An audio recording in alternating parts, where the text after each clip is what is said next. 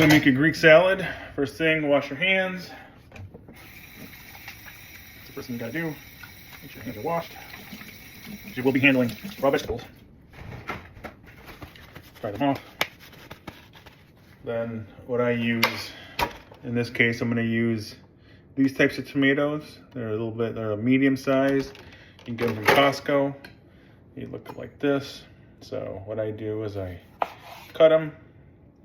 I could do it manually and just cut them, but I like to just cut out the core.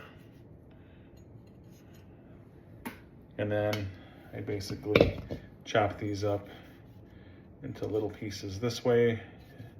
Probably do it faster on the cutting board.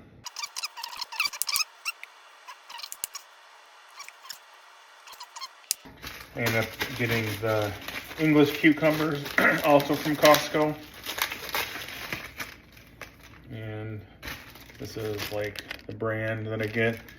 The fresh cucumbers that are like the regular American variety, those are actually more watery. And the seeds are a little bit larger than these. What I do next is basically I peel them. I don't like a whole lot of skin on my cucumbers, and then I leave a little bit on there just to give it a little bit of color. So try to maybe do something like that. And then you chop off the top, and then I go down the middle of it, and then I use my board, but I just like doing like this. Just chop off the small pieces. Next major ingredient in a Greek salad is red onion, but this is all that I have, so I might chop in some more of this. It's a sweet onion. These are the best. I highly recommend the red onions. I like to make the size a little bit bigger than normal, so I'll probably just chop it up. I'll cut off this part because it's kind of thin. And then I'll probably cut it in about these sizes like this. So I'm going to end up chopping up another onion. Again, not my favorite. That's all we have. So I need to chop off that.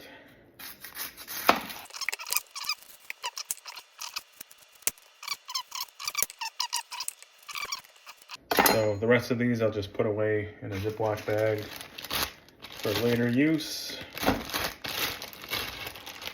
Probably keeps in the fridge for a couple days, but this is kind of what it looks like so far. And next is the oregano. I happen to have Myers brand. Nasty. I don't like this stuff. This stuff is a little bit better. I want to use that up just because we have it. And salt is the other. Those are the only two condiments that I put on there. Greek oregano is the best. Got the best aroma, but what I'll usually do is I'll just grab it, pinch, and crush it in my fingers because it releases the aroma of the oregano. You can see I'm putting a lot in here.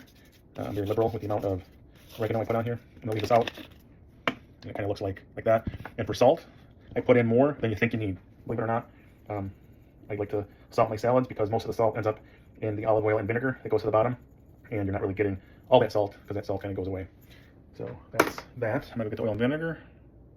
Brands don't really matter, but red wine vinegar and extra virgin olive oil doesn't make a whole lot of difference.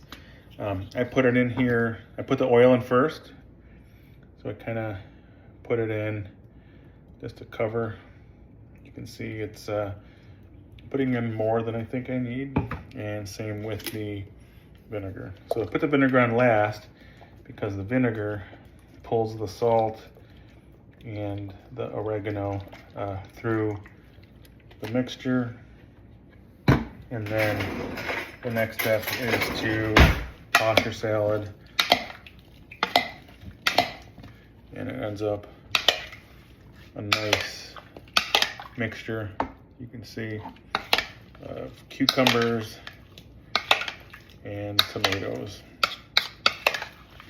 Kind of mix it up really well, get that juice all over.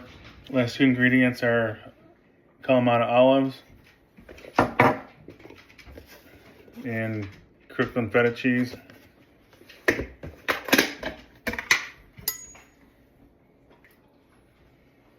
Basically a piece of cheese like that. Chop it up.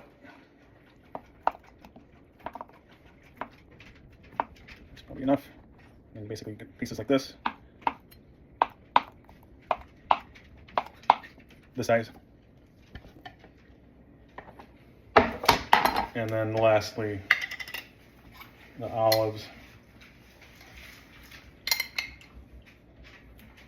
And then what I like to do is once that last ingredient goes in, take some oregano and just sprinkle it over the feta cheese. So it looks like that.